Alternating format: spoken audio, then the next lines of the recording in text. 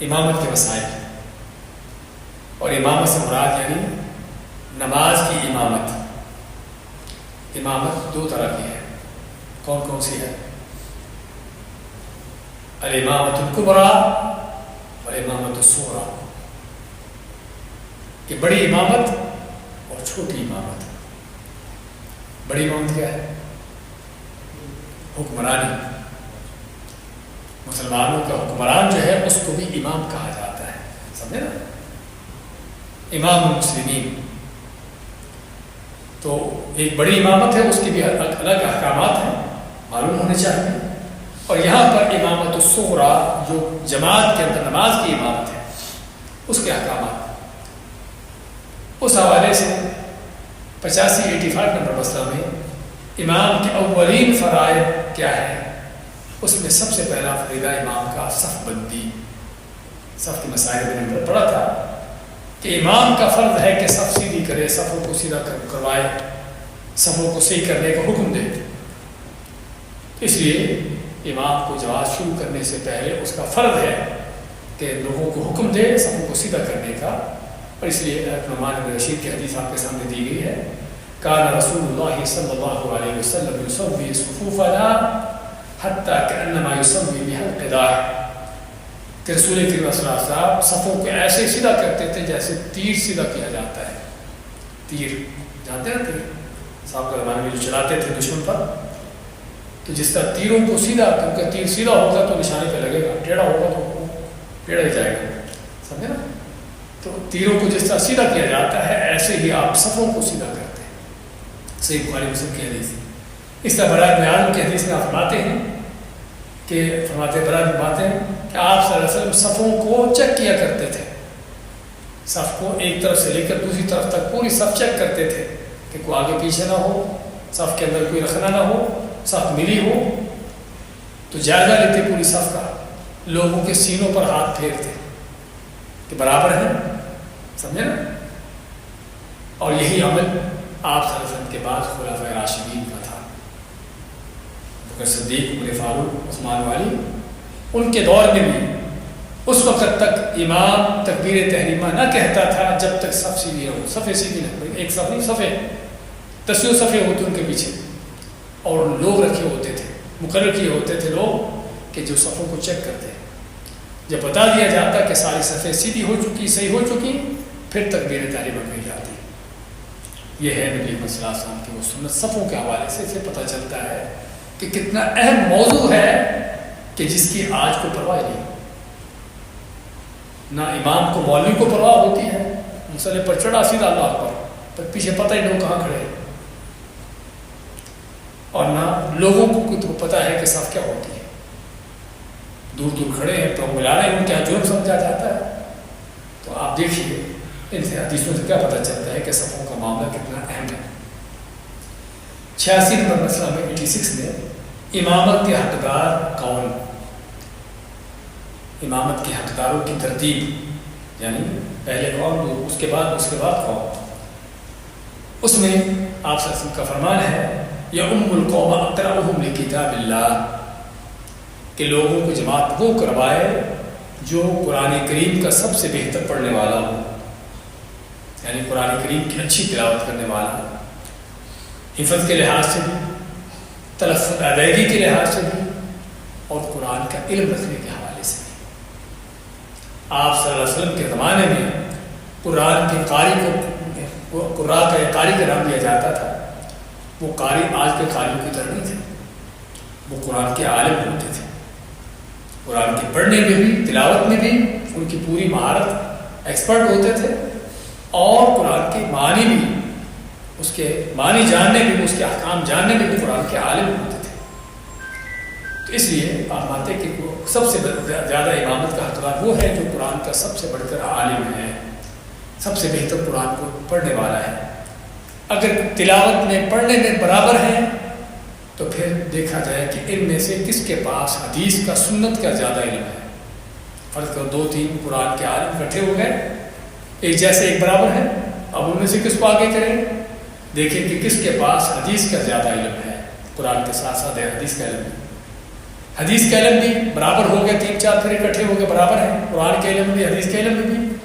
پھر دیکھا جائے گا آپ کے زمانے میں چونکہ ہجرت ہوتی تھی، ہجرت جانتے ہیں کہ کفر کے علاقے کو چھوڑ کر مسلمانوں کے ساتھ جا کے ملنا، وہاں کے ساتھ رہنا، اللہ کے دین کی خاطر اپنے گھر بار چھوڑنا. آج بھی ہجرت ہوتی ہے، لیکن اس ہجرت کے الٹ.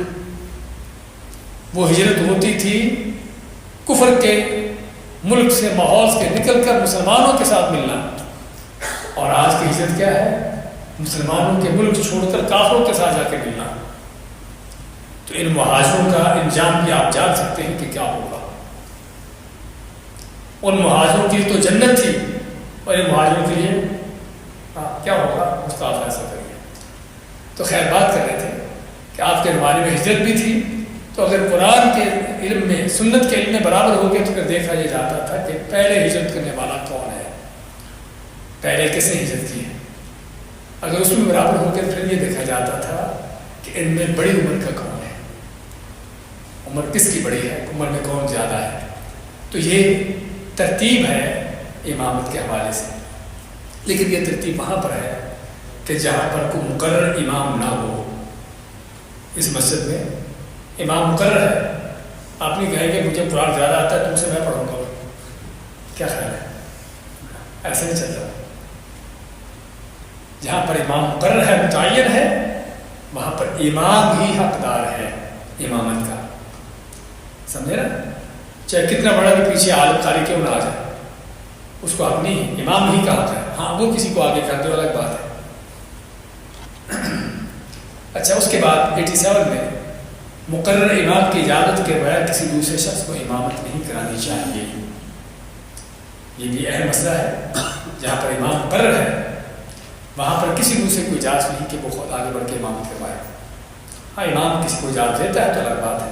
اس کے بارے میں آپ سے فرمان ہے وَلَا يَؤُمَّنَّ الرَّجُلُ الرَّجُلَ فِي سُلْطَانِهِ وَلَا يَقْعُدَ فِي بَيْتِهِ عَلَى تَكْرُمَتِهِ إِلَّا بِإِذْنِهِ. کہ مقرر امام کی جگہ پر کوئی دوسرا شخص بلا اجازت امامت نہ کروائے، اور نہ ہی کوئی شخص کسی کے گھر میں بلا اجازت اس کی مسند پر بیٹھے. مسند کیا ہے؟ بات جگہ ہوتی ہے، کوئی کرسی خاص گھر والے کے بیٹھے گی تو اسی کا حق بیٹھے گا، اللہ ہی کہ وہ کسی کو بٹھا دو. اس میں کیا ہے؟ اس میں پرائرٹی کیا ہے؟ کس کو زیادہ ترجیح ہے؟ مسجد کے اندر بھی کس کا حق ہے؟ امام کا حق ہے. گھر میں کس کا حق ہے؟ گھر والے کا حق ہے. ہاں وہ کہ امام کسی کو آگے کر دے اس کی مرضی ہے، گھر والے کسی کو اپنی جگہ پر بٹھا دے اس کی مرضی ہے. سمجھے نا؟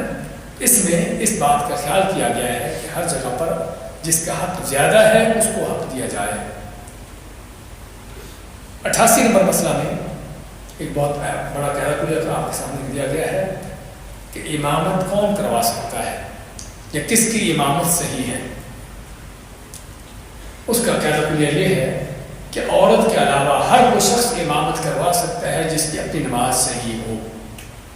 بس یہ رول یاد کر لیں، آپ کو سمجھ آ جائے گی پوری کہ کس کی امامت صحیح ہے، یہ کس کے پیچھے نماز پڑھ سکتے ہیں. دوسرے الفاظ میں کس کے پیچھے آپ نماز پڑھ سکتے ہیں.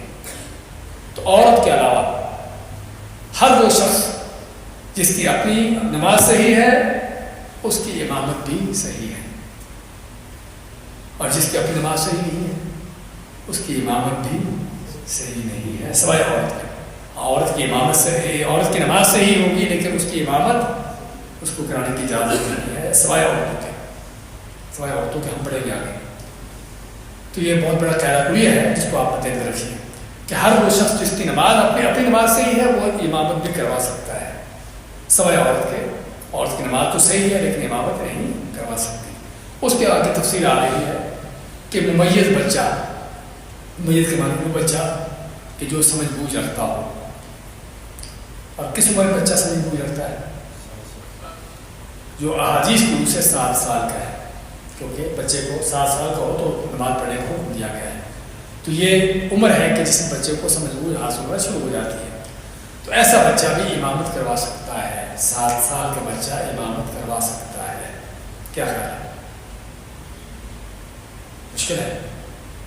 بعض لوگوں کو کافی مشکل ہوتی ہے، لیکن حدیث کی روح سے بھی یہی ہے اور یہی سنت ہے.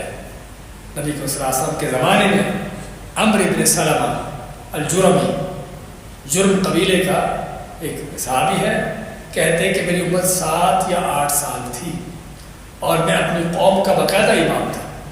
یہ نہیں کہ اکا دکا امام تھا کبھی جماعت کرانا، باقاعدہ امام. اور اللہ کے نبی صلی اللہ علیہ وسلم کو پتہ تھا. تو کہنے کا مقصد کہ بچہ اگر 7 سال کا 8 سال کا ہے، اس کو سمجھ بوجھ ہے نماز کی، تو یہ بچہ بھی نماز کروا سکتا ہے، چاہے فرض نماز ہو یا نفل. مسافر کی اپنی نماز صحیح ہے تو وہ جماعت بھی کروا سکتا ہے. مسافر جماعت بھی کروا سکتا ہے. الگ بات ہے کہ وہ نماز قصر پڑھے یا پوری پڑھے. ہاں اس کو قصر کرنے کی اجازت ہے، لوگوں کو بتا دیں کہ میں مسافر کو قصر کروں گا، تم پوری پڑھ لو. تیمم کرنے والا، جس نے وضو نہ کیا ہو، کسی کو پانی نہ ملا تو کیا کرے گا؟ تیمم کرے گا. پانی تو مل گیا لیکن پانی استعمال نہیں کر سکتا، بیمار ہے، تکلیف ہوتی ہے پانی استعمال کرنے سے، تو تیمم کرنے کی اجازت ہے. تو تیمم کرنے والا، اس کے پیچھے سارے وضو کر کے کھڑے ہوئے، سمجھے نا؟ تو تیمم کرنے والا ان وضو کرنے والوں کو جماعت کروا سکتا ہے. تو تیمم کرنے والے کی کیونکہ اپنی نماز صحیح ہے تو اس کی جماعت کروانا بھی صحیح ہے. آپ رول سامنے رکھیے. متنفل کیا مانی؟ کہ جو نفل پڑھنے والا ہے. نفل پڑھنے والا مثلا تراوی کے معنی نفل ہے نا. تو اگر کوئی تراوی پڑھ رہا ہے، امام تراوی پڑھ رہا ہے اور آپ کی عشاء کی نماز باقی ہے، کیا کریں گے؟ آپ اس کے پیچھے آ کے کھڑے ہو جائیں عشاء کی نماز کی نیت سے. اس کی نفل ہے، تراوی ہے، آپ اپنی عشاء کی نماز پڑھ لیجیے. اور اسی طرح بھی آپ کو بتایا تھا میں نے حضرت معاذ بن جبل رضی اللہ عنہ کے بارے میں کہ وہ جو ہے اپنی قوم کو جا کر جماعت کرواتے وہی نماز جو وہ آپ کے پیچھے پڑھ چکے ہوتے تھے. یعنی وہی نماز آپ سب کے پیچھے پڑھتے حضرت معاذ، پھر اسی نماز کو اپنی قوم کو جا کر جماعت کی شکل میں پڑھاتے. تو اب اسی نماز کو دوبارہ کیسے پڑھتے ہیں؟ نفل کے طور پر. تو حضرت معاذ کی نماز نفل ہوتی اور پیچھے والوں کی فرض ہوتی. بڑی کھلی بات دلیل ہے اس بات کی کہ نفل پڑھنے والا فرض پڑھنے والوں کو جماعت کروا سکتا ہے. اگرچہ ہمارے بعض لوگ اس پر اعتراض کرتے ہیں، لیکن حدیث کی روح سے اس پر اعتراض کرنے کا وہ حق نہیں ہے. فاسق کون ہوتا ہے؟ ہاں، فاسق جو بڑے گناہ کرنے والا آدمی ہے، یعنی شرابی آدمی، پھر شراب پیتا ہے، چوری کرتا ہے، سود کھاتا ہے، اس طرح کے کام کرتا ہے، بڑے گناہ کبیرہ گناہ، اس کو فاسق کہا جاتا ہے. جھوٹ بولتا ہے. ایسے آدمی کو مستقل تو ایمان رکھنا نہیں چاہیے، کیونکہ امام وہی ہونا چاہیے کہ جو اپنے دین، ایمان، عقیدے اور اخلاق کے لحاظ سے بہتر ہو، افضل ہو. لیکن اگر اس طرح کا شخص کوئی آگے کھڑا ہو کے نماز پڑھا دیتا ہے تو نماز ہو جائے گی. حجاج بن یوسف کا سنا ہے نا آپ نے کہ نہیں سنا؟ تو تھوڑا تاریخ کو پڑھا کریں. ویسے حجاج بن یوسف جو ہے بنو امیہ کے دور کا، یعنی پہلی صدی کے ہجری کے آخر میں تھا. بڑا ظالم معروف آدمی ہے، بڑے اس نے قتل و غارت کی تھی، لیکن تھا توحید پر، عقیدہ صحیح تھا. اس کے پیچھے صحابہ کرام نماز پڑھتے تھے، اس کے پیچھے صحابہ نماز پڑھتے تھے، اگرچہ وہ ظالم تھا، فاسق تھا.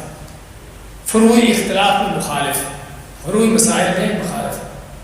فروعی مسائل کا ہوتے ہیں مسائل دو طرح کے ہیں. ایک ہے عقیدے کا مسئلہ، ایمان کا مسئلہ، سمجھے نا؟ توحید کا مسئلہ کہ جہاں پر کفر و ایمان کا مسئلہ ہے، شرک توحید کا معاملہ ہے، وہاں پر نہیں، وہاں پر کوئی کمپرومائز نہیں. اگر آدمی مشرک ہے، قبر پرست ہے، مردہ پرست ہے، غیر اللہ کو پکارتا ہے، یہ عقیدے کا مسئلہ ہے کہ دین کی بنیاد ہے، سمجھے نا؟ ایسے شخص کی اپنی بھی نماز نہیں اور اس کے پیچھے بھی نماز نہیں. لیکن فری مسائل میں کوئی رفع دل کرتا ہے، کوئی نہیں کرتا. کوئی کہتا ہے آمین اونچی کرو، کوئی کہتا ہے دوسرا کہتا نہیں ایسا کرو. کوئی کہتا ہے کہ امام کے پیچھے فاتحہ پڑھنا ضروری ہے، دوسرا کہتا ہے کہ ضروری نہیں ہے. یہ کیا ہے؟ یہ فروعی اختلاف. فروعی کے معنی جو برانچز ہیں، جو دین کے چھوٹے مسائل ہیں، اس میں اختلافات ہوتے ہیں. امام فرض کرو رفع دین نہیں کرتا، آپ اس کے پیچھے پڑھ سکتے ہو. امام سمجھتا ہے کہ بغیر فاتحہ، یعنی کہ اگر مقتدی امام کے پیچھے والا فاتحہ نہیں پڑھے تو نماز ہو جاتی ہے، امام کا یہ عقیدہ ہے، تو اس کے پیچھے نماز پڑھی جا سکتی ہے. کہنے کا مقصد اگر امام کے ساتھ لیکن اگر عقیدے کا اختلاف ہے تو پھر نہیں ہے. عقیدے کا اختلاف ہے تو پھر نہیں. مشرک ہے, قبر پرست ہے, غیر اللہ کو پکارتا ہے, نہ اس کی اپنی نماز صحیح ہے اور اس کی امامت صحیح ہے, تو اس کے پیچھے نماز ہوگی. مریض بیمار آدمی, بیمار کی نماز صحیح کریں, ہاں اس کی امامت بھی صحیح. کوئی کہے کہ بیمار آدمی ممکن ہے طہارتی طور پر نہ کر سکا ہو, یہ ہو وہ ہو, ہاں ہو گیا بھی, لیکن جب آپ نے یہ کہہ دیا کہ اس کی اپنی نماز صحیح ہے تو اس کے پیچھے نماز بھی پڑھ سکتے ہیں, اس کی امامت بھی صحیح ہے. نبینا, ہاں اس کا بھی یہی معاملہ ہے کہ نبینے کو پتہ نہیں لگتا, وہ کہیں پر ناپاکی لگتی, اس کو کیا پتا. ہاں اگر نبینے کی نماز صحیح ہے تو اس کے پیچھے بھی نماز ہو جاتی ہے. نبی کریم صلی اللہ علیہ وسلم کتنی ہی بار آپ مدینہ سے جاتے سفروں پر, جہاد پر, پیچھے مدینہ میں کس کو امیر بناتے؟ عبداللہ بن ام مکتوم نبینا, اس کو امیر بناتے, کیونکہ آپ کے زمانے میں آنکھوں والے سارے جہاد پر جاتے تھے. جہاد پر جو نہیں جاتا تھا وہی جاتا تھا بیچارہ جو معذور ہوتا تھا, یا کوئی لنگڑا لولا یا کوئی نابینا یا عورتیں بچے, جس کا وضو باقی نہ رہ سکتا ہو. کہ جس کا وضو باقی نہ رہ سکتا ہو کیا مانا؟ بات ایسے لوگ ہیں کہ جن کا وضو مسلسل ٹوٹتا رہتا ہے, پیشاب کے خطے نکلتے رہتے ہیں, ہوا مسلسل نکلتی رہتی ہے. خواتین میں سے بعض کو خون کا معاملہ, یعنی بیماری کا خون آتا رہتا ہے, سمجھے نا, تو ظاہر بات سے وضو ٹوٹتا ہے. اب ایسے لوگوں کی خود کی نماز ہوگی کیوں؟ کیسے ہوگی؟ یعنی آدمی وضو کیا, وضو کر کے کھڑا ہوا نماز کے لیے, پھر وضو ٹوٹ گیا, کیسے ہوگا؟ اسی ہاتھ میں نماز پڑھے گا. ایسے لوگوں کے لیے ہے کہ جب نماز پڑھنا ہو تو وضو کر لیں, اس کے بعد چاہے وضو ٹوٹتا رہے مشکل نہیں, اسی ہاتھ میں نماز پڑھے گی, ان کی نماز ہو جائے گی. تو اگر اس کی اپنی نماز ہو جاتی ہے تو اس کی امامت بھی ہو جائے گی, اس کی امامت بھی ہو جائے گی, امامت بھی کروا سکتا ہے. یہ مسئلہ دیکھیے, ان چیزوں کو سمجھنا کتنا ضروری ہے. تو یہ تھے جن لوگوں کی امامت جائز ہے یا جن کی امامت ہو سکتی ہے. رول کیا ہے کہ عورت کے علاوہ ہر وہ شخص جس کی اپنی نماز صحیح ہے اس کی امامت بھی صحیح ہے. ہاں عورت ہے جس کی اپنی نماز صحیح ہوگی لیکن اس کی امامت جائز نہیں, صرف عورتوں کے لیے جائز ہے, مردوں کے لیے جائز نہیں. آگے جن لوگوں کی امامت جائز نہیں وہ کون ہے؟ وہ کافر ہے, کھلا کافر, کوئی بھی کافر کی, کیونکہ کافر اس کی اپنی عبادت صحیح نہیں, اپنی نماز اس کے صحیح, اس کے پیچھے نماز بھی صحیح نہیں. مشرک, ویسے تو کافر میں نماز پڑھاتا بھی نہیں ہے, لیکن مشرک ہیں, اور بعض اوقات کافر بھی دین کا مذاق اڑانے والا کافر ہے, سمجھے نا. لیکن ممکن ہے کہ نماز پڑھانے کے لیے کھڑا ہو جائے, پتہ ہے کہ دین کا مذاق اڑاتا آدمی, اس کی نماز نہیں, اس کے پیچھے نماز نہیں. مشرک, لیکن کون سا مشرک؟ شرک اکبر کا مرتکب. شرک دو طرح کا ہے, ایک شرک اکبر ہے, ایک شرک اصغر ہے. کیسے پتہ چلتا ہے اکبر اور چھوٹے بڑے کا؟ ہاں بڑا سائز بڑا ہوتا ہے. ہاں بڑا وہ شرک ہے کہ جس کے کرنے سے آدمی دین سے خارج ہو جائے. اللہ کا حق مخلوق کو دے دینا, اللہ کے سوا کسی مخلوق کی عبادت کرنا, دعا کرنا, کسی سے پکارنا, سجدہ کرنا, نظر نیاز دینا, ذبح کرنا, یہ سارے بڑے شرک کے انداز ہیں, سمجھے نا. چھوٹا شرک ریاکاری, دکھلاوا, قسم کھا لینا غیر اللہ کی, یہ چھوٹے شرک میں آتے ہیں, سمجھے نا, کہ اس کی مثالیں ہیں. تو جو بڑا شرک کرتا ہو, بڑا شرک کرنے والا کافر ہے, مرتد ہے, دین سے خارج ہے, اس کی اپنی کوئی عبادت قبول نہیں. نماز, روزہ, حج, زکات کتنے بھی کرتا رہے, جب تک وہ شرک چھوڑے گا نہیں اس کی کوئی عبادت قابل قبول نہیں. بڑے شرک کرنے والے ایسے مشرک کی اپنی عبادت بھی نہیں, اس کے پیچھے بھی نماز نہیں. لیکن آپ کو نہیں پتا کہ آدمی کون ہے, یہ امام کھڑا کون ہے. خصوصاً آپ کے ملکوں میں اس طرح کے لوگ ہوتے ہیں. آپ کسی مسجد میں گئے اور نماز ہو رہی ہے یا ہونے والی ہے, اور آپ کو پتہ نہیں کہ امام کا عقیدہ کیا ہے, تو کیا پوچھو گے اس سے, امام صاحب آپ کون ہیں, کیا عقیدہ آپ کا؟ پوچھو گے تو مسئلہ خراب ہوگا. تو اس لیے اگر تو پتہ ہے کہ امام کا عقیدہ صحیح نہیں ہے, مشرک ہے, تو اس کے پیچھے نماز نہیں پڑھے. نہیں پتہ تو آپ کو پوچھنے کی ضرورت نہیں ہے, سمجھے نا.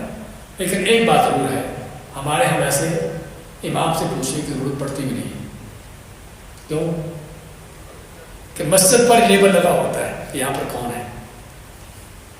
مسجد میں داخل ہونے سے پہلے آپ کو پتہ چل جائے کہ مسجد کس کی ہے, کن لوگوں کی ہے, توحید پر سنت پر چلنے والوں کی ہے یا مشرکوں کی ہے. سمجھے نا. اور مسجد کے اوپر ہی نعرے لکھے ہوتے ہیں غیر اللہ کے, مسجد غوثیہ, سمجھے نا, یا غوثیہ آپ کا وہیں پر آپ کو نعرہ نظر آ جائے گا. آپ کو امام سے پوچھنے کی ضرورت نہیں, اسے بتا دیا کہ میں کون ہوں. سمجھے نا. تو اللہ کو لحاظ یہ بڑا نازک مسئلہ ہے جسے ہمیں سمجھنے کی ضرورت ہے.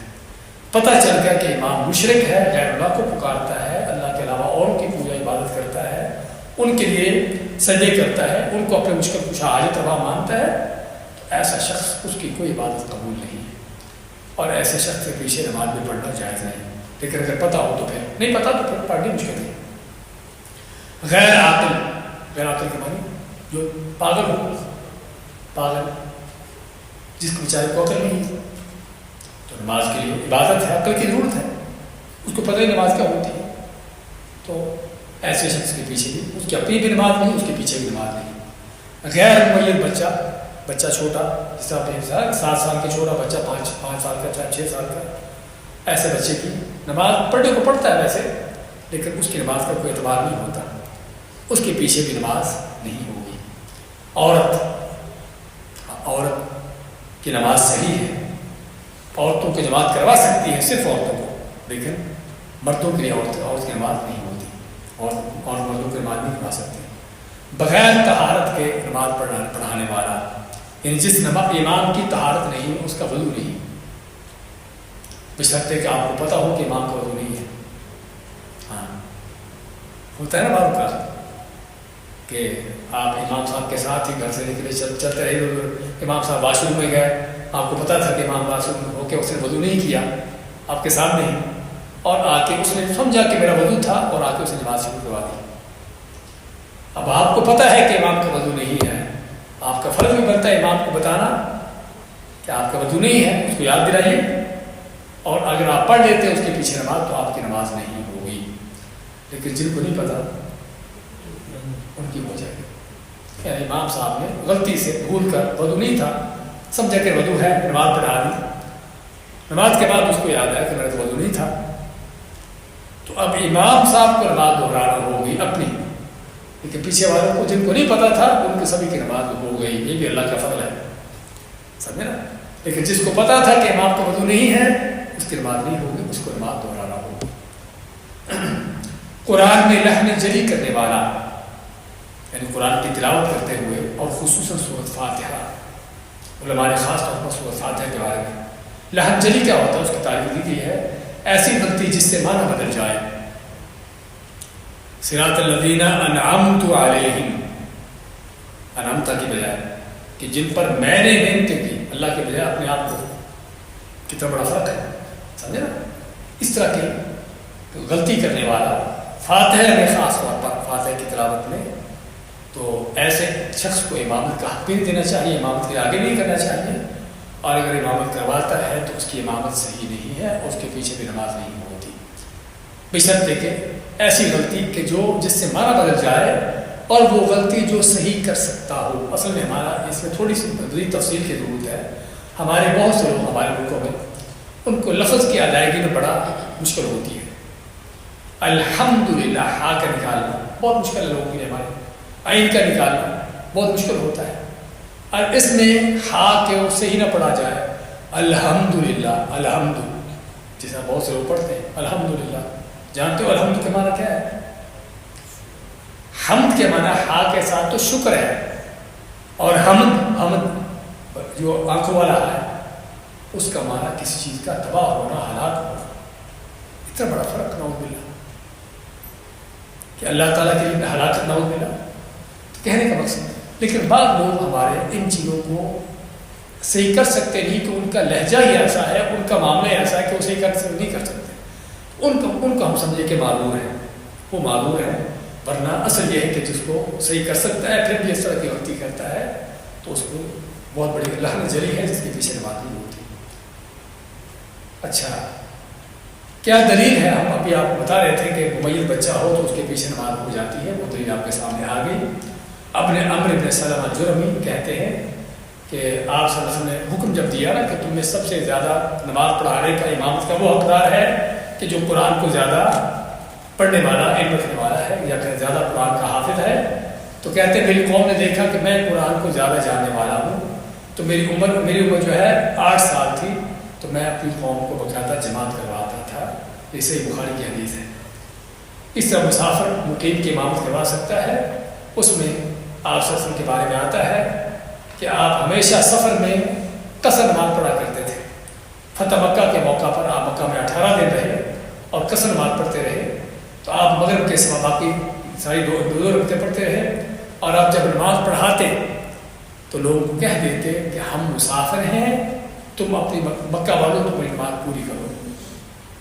یعنی مسافر کو چاہیے کہ جب جماعت کروائے ایسے لوگوں کو جو مقیم ہو، مقامی ہو، تو کیا کہے کہ میں مسافر ہوں، میں قصر نماز کروں گا، 2 پڑھوں گا، اور تم جو مقیم ہے یہاں کے مقامی لوگ ہیں وہ اپنی نماز کو پورا کریں، یعنی 4 پڑھیں۔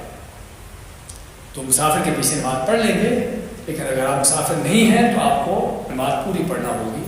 وہ تو 2 پڑھ کے سلام پھیر دے گا، لیکن آپ کو 4 رکعتیں ہی پڑھنا ہوگی۔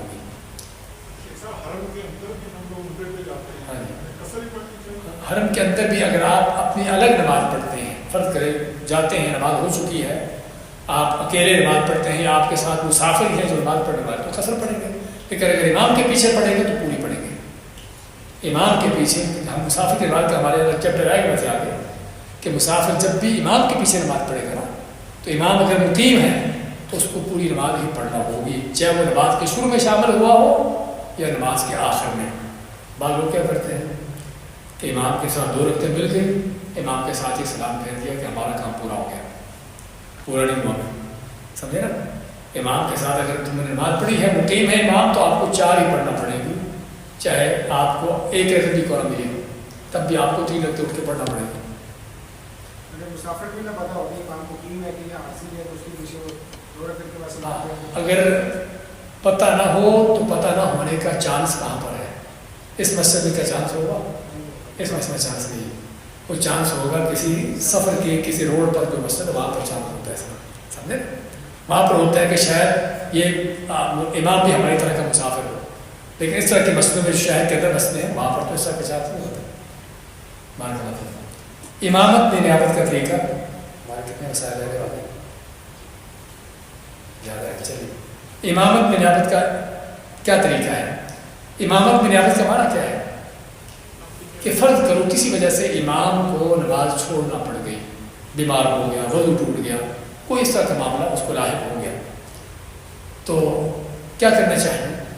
آپ کو یہاں پر طریقہ دیا گیا ہے کہ امام کو چاہیے کہ اپنے پیچھے جو اس کے پیچھے لوگ کھڑے ہیں، اور ہم نے پیچھے پڑھا صفوں کے صف بندی میں کہ امام کے پیچھے کن کن لوگوں کو کھڑے ہونا چاہیے؟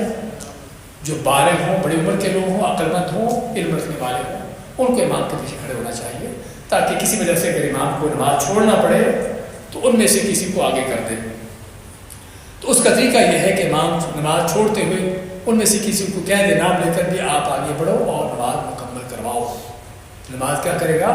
وہ مکمل کروائے گا۔ فرض کرو دوسری رکعت میں امام کا وضو ٹوٹ گیا، اب امام ظاہر بات نماز چھوڑ کے جائے گا، تو جو پیچھے کھڑے ہیں کسی کو کہہ دے کہ آپ آگے بڑھیے اور نماز کو کنٹینیو آگے مکمل کروائیے، جہاں تک پہنچا تھا امام وہ وہیں سے آگے اس کو کنٹینیو کرے گا، سمجھے نا؟ یہ نہیں کہ شروع سے کرے گا، یا تو امام کسی کو کہہ دے، یا پھر امام نے تو کسی کو نہیں کہا، امام کا وضو ٹوٹ گیا چلا گیا، اب ان کو جو پیچھے کھڑے ان میں سے خود کسی کو چاہیے کہ آگے بڑھ جائے، خود کسی کو چاہیے کہ آگے بڑھے اور جہاں سے امام نے نماز چھوڑی ہے وہیں سے آگے ان کو مکمل کروا دے۔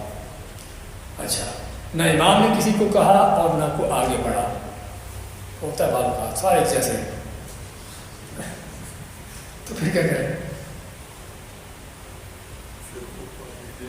پھر کیا کریں گے؟ پھر اپنے اپنے طور پر نماز مکمل کر لیں، پھر اپنے اپنے طور پر نماز مکمل کر لیں، سمجھے نا؟ ہماری بات ہے، آپ آگے تو بڑا کوئی امامت کریے، پھر کیا کریں گے؟ پھر جہاں تک آپ پہنچے تھے وہیں پر آپ آگے نماز کو اپنے اپنے طور پر مکمل کر لیں گے۔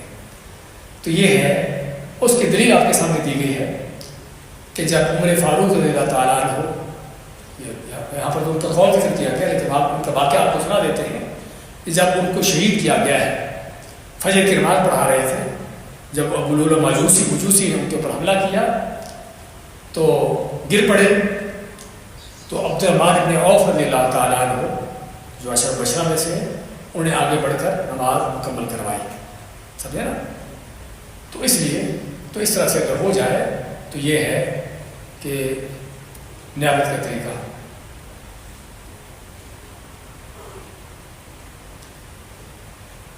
ہاں، اس میں یہ بھی آتا ہے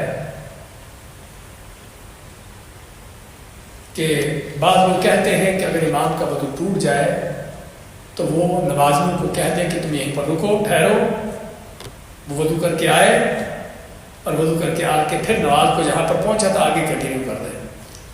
ایسا طریقہ احادیث سے ثابت نہیں ہے، سمجھا نا؟ ایسی چیز حدیث سے ثابت نہیں ہے۔ اس لیے وضو ٹوٹ گیا تو نماز ختم ہو گئی، نماز ٹوٹ گئی۔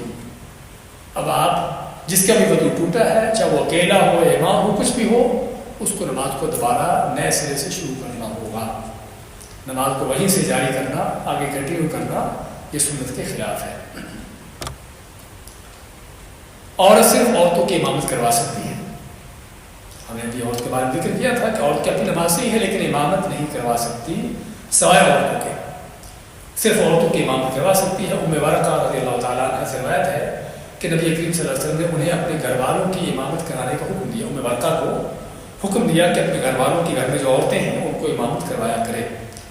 اور ایسی حالت میں عورت جو ہے وہ کہ آگے کھڑی ہوگی امام کی طرح نہیں، عورتوں کے صف میں کھڑی ہوگی۔ جو امام عورت ہے نا وہ عورتوں کے صف میں کھڑی ہوگی، آگے کھڑی ہوگی۔ جیسے کہ عائشہ کے بارے میں ہے کہ عطا فرماتے ہیں عائشہ رضی اللہ تعالیٰ عنہا اذان اور اقامت کہتی اور عورتوں کے درمیان کھڑے ہو کر انہیں جماعت کراتی۔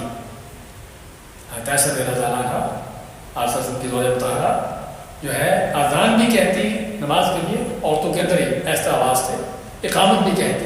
ہم نے بتایا تھا کہ اذان اقامت کے بارے میں کہ بعض علماء کا کہنا ہے کہ وہ عورتوں کے درمیان کہہ سکتی ہے اذان اقامت، تو عائشہ کا بھی یہ عمل تھا کہ عورتوں کے درمیان اذان اقامت کہتی اور ان کو جماعت کرواتی صف کے اندر کھڑے ہو کر۔ ہمارے کتنے مسائل بات کی سب جو گھر میں مطلب ماں ہے اس کی دو تین بیٹیاں ہیں، ہاں جوان بیٹیاں ہیں، تو ان میں سے ماں مستقل جماعت 5 ٹائم کروا سکتی ہے؟ نہیں، پانچوں ٹائم دیکھیے عورتوں کو مستقل طور پر جماعت کروانا گھر میں سنت سے ثابت نہیں ہے۔ جی ان کو اجر ملے گا جماعت کا پورا؟ اجر مل جائے گا لیکن یہ سنت ایسا سنت نہیں، کبھی کبھار کروا لے، کبھی کبھار کروا لے، کبھی نہ کبھی کرے کبھی نہ کرے، تو ایسا تو ہو سکتا ہے۔ اور ان کو نماز کا ہی اجر ملے گا، کبھی جماعت کا اجر نہیں، جماعت کا دیکھیے عورت گھر میں بھی نماز پڑھے گی اس کو مسجد سے زیادہ اجر ملتا ہے۔ بیوتہن خیر لہن، ابھی آپ نے کیا حدیث پڑھی ہے کہ عورتیں مسجد میں آ کے نماز پڑھ سکتی ہیں، جماعت میں شامل ہو سکتی ہیں، لیکن ان کی گھر کی نماز ان کے لیے بہتر ہے۔ اور آگے عورتوں کے مسائل میں ہم پڑھیں گے اگلا چیپٹر، اس میں آپ کو حدیث تفصیل بتائیں گے۔ ام حمید الساعدیہ ایک عورت آپ کے پاس آئی اور آ کے کہنے لگی کہ میرا دل چاہتا ہے کہ آپ کے پیچھے نماز پڑھا کروں۔ ہاں، امام کون ہے؟ امام الانبیاء۔ جگہ کون سی ہے؟ مسجد نبوی۔ تو واقعی کیا اجر ہوگا نماز پڑھنے کا؟ تو پھر کہتی ہے کہ میرا دل چاہتا ہے کہ آپ کے پیچھے نماز پڑھو کروں۔ آپ مانتے کہ ہاں مجھے معلوم ہے کہ تم چاہتی ہو، لیکن تمہاری گھر کی نماز، گھر میں بھی جو بند کمرہ جو بالکل الگ الگ جگہ ہے، وہاں کی نماز اس مسجد سے بہت بہتر ہے۔ اس لیے عورت گھر میں بھی نماز پڑھے گی تو اس کو جماعت سے زیادہ اجر ملے گا ان حدیثوں کی وجہ سے، اور یہ اللہ کا فضل ہے، اس کا احسان ہے۔ میں سر اسی پر اتفاق کرتے ہیں کیونکہ آگے کافی بھی باقی مسائل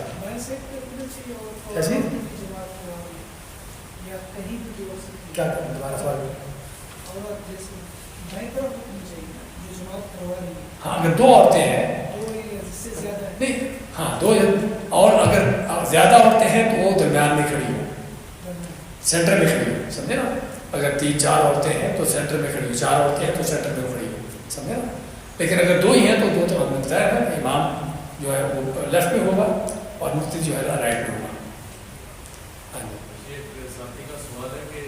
صلی اللہ علیہ وسلم نے ایک جو آپ نے واقعہ بیان کیا ہے کہ وہ صحابی کو اجازت نہیں دی تھی، انہوں نے عذر بیان کیا اور آپ نے اجازت نہیں دی ان کو، لیکن بعد میں ایک مسئلہ ہے جس میں کہا کہ بیماری کی وجہ سے گھر میں نماز پڑھی جا سکتی ہے، تو اس میں کیا ہے وہ دیکھیے وہ صحابی کا نابینا تھے لیکن مسجد میں چل کے آ سکتے تھے، سمجھے، مسجد میں چل کے آ سکتے تھے، اگرچہ ان کو تھوڑی مشقت تو تھی، مشکل تو تھی تھوڑی، لیکن آنا ممکن تھا، آنا مشکل نہیں تھا، آ سکتے تھے۔ اسی آپ پوچھا کیا تم آذان سن لیتے ہو؟ انہوں نے کہا آذان سن لیتا ہوں۔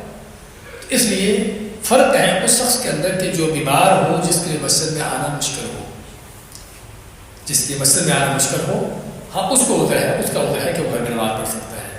اگرچہ صحابہ کرام آتے ہیں، تب بلند محسوس آتے ہیں کہ ہم میں سے اگر کوئی بیمار بھی ہوتا تھا تو اس کو کندھوں سے پکڑ کر مسجد میں لاتے تھے، حالانکہ اس کو اجازت تھی گھر میں نماز پڑھنے کی، لیکن صحابہ کی جو حرص تھی، ان کی جو کوشش تھی جماعت کو ملنے کی، اور اللہ کے نبی صلی اللہ علیہ وسلم کا بھی یہی طریقہ تھا۔ حدیث کی حدیث ہے بخاری میں کہ آپ جب بیمار ہوئے، جس بیماری میں آپ فوت ہوتے ہیں، تو پہلے تو آپ یعنی کہ جانے کی کوشش کرتے لیکن نہ جا سکے، حتیٰ کہ کچھ وقت دنوں کے بعد آپ کی طبیعت کچھ بہتر ہوئی تو آپ مسجد میں گئے۔ کس طرح گئے کہ 2 آدمیوں نے آپ کو کندھوں سے اٹھا رکھا تھا، یعنی اس حالت میں مسجد میں جاتے ہیں تاکہ جماعت میں جا کر شریک ہو سکیں۔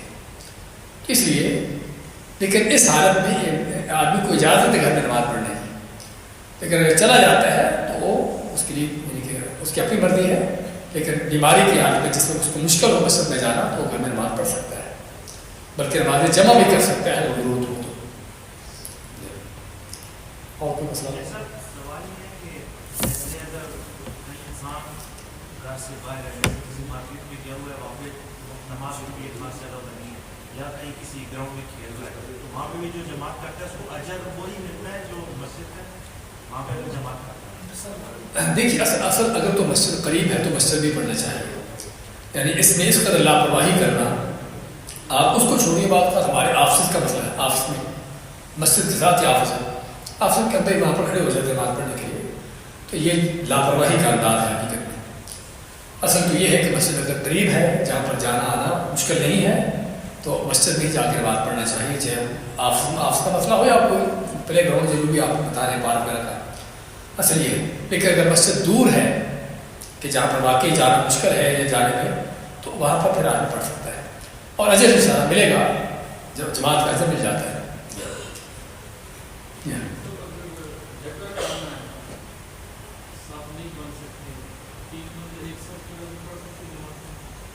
کیا مطلب دوبارہ پوچھیے؟ جگہ تنگ ہے، ہاں جی، ہاں تو پھر جیسے سب جگہ تنگ ہے تو پھر جہاں بھی جیسے بھی کھڑے ہو سکتے ہیں، حتیٰ کہ امام کے ساتھ بھی کھڑے ہو سکتے ہیں، سمجھے نا؟ اگر پیچھے جگہ نہیں ہے، صفحے فل یعنی کہ جگہ فل ہو چکی ہے، اور امام کے ساتھ بھی آپ آگے امام کے دائیں طرف کھڑے ہو جائیں، فرض کرو دائیں طرف بھی فل ہوگی جگہ، امام کے بائیں طرف کھڑے ہو جائیں، تو اگر جگہ تنگ ہے تو پھر آپ کی اجازت ہے کہ جہاں بھی آپ کو جگہ ملے آپ کھڑے ہو سکتے ہیں۔ صاحب آپ نے ایک اور چیز فرمائی تھی کہ جیسے کچھ لوگوں نے مغرب کی نماز مثال کے طور پہ پڑھ لی، اور ایک بندہ باہر سے آیا تو ہم نے ایک بندہ اٹھ کے اس کے ساتھ نفل نماز پڑھے گا اور وہ فرض ہوتا ہے، تو ہم کیا 3 رکعت پڑھیں گے اس ٹائم میں یا 2 پڑھ کے سلام لیں گے اور وہ تیسری مکمل کرے گا، کیونکہ ہم تو نفل پڑھ رہے ہیں؟ آپ کو اجازت ہے کہ آپ 2 پڑھ کے سلام پھیر سکتے ہیں۔ آپ جو ہے فرض کریں یہاں پر آپ مغرب کی پڑھے بات پڑھ رہی نا، آپ سنتوں کے لیے سے اس کے ساتھ کھڑے ہو جائیں، آپ کے مغرب کی سنتوں کے لیے سے آپ اس کے ساتھ شامل ہو جائیں، تو سنتے تو آپ 2 ہی پڑھیں گے، لیکن بشرطے کہ آپ امام ہو، آپ اگر پھر آپ امامت کروائیے اور آپ 2 پڑھ کے سلام پھیر دیں اور وہ اپنے تیسرے رکعت کے لیے کھڑا ہو جائے۔ ایک اور آج کل بارش وغیرہ میں جو جمع کرنے کے بارش میں جمع کرنے کے مسائل میں جمع کرنے مسائل آگے آ رہے ہیں ویسے، لیکن آپ نے پوچھا تو ذکر کر دیتے ہیں۔ بارش میں جمع کے حوالے سے حدیث میں جو آتا ہے حضرت عبداللہ ابن عباس کی حدیث ہے کہ آپ صلی اللہ علیہ وسلم مدینہ میں رہتے ہوئے ظہر اثر کو مغرب عشاء کو جمع کیا، ظہر کو اثر کے ساتھ مغرب عشاء کے ساتھ جمع کیا۔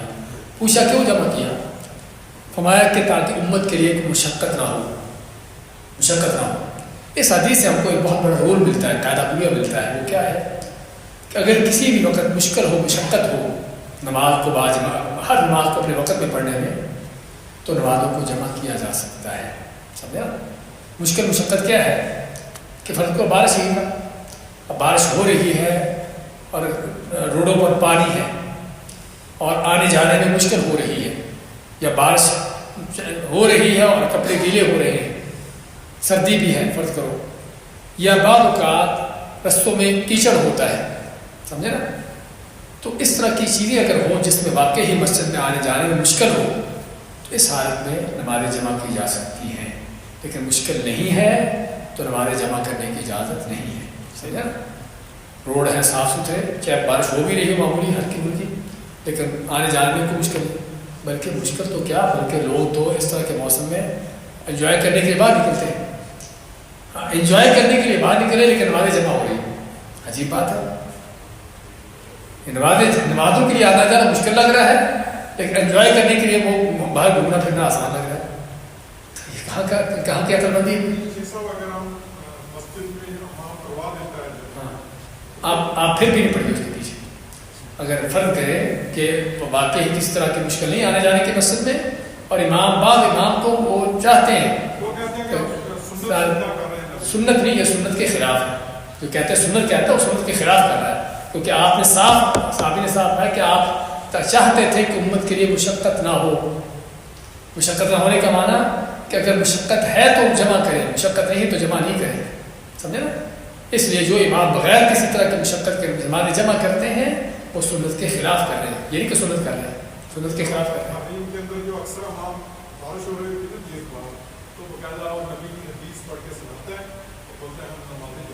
نہیں اگر بارش ہو رہی ہے تیز، دیکھیے نا میں وہی تو کہہ رہا ہوں، اگر بارش تیز ہو رہی ہے واقعی لوگ آنے جانے میں کپڑے گیلے ہو رہے ہیں، سمجھے نا، تو ایک مشقت ہے، اس میں جمع کر سکتے ہیں.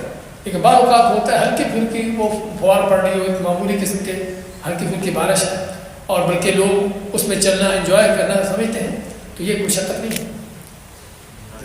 شیخ اگر مشقت نہیں ہے اور وہ امام پڑھا دے گا پھر ہم اگلی پڑھا دے تو آپ اس کے ساتھ نہیں پڑھیے.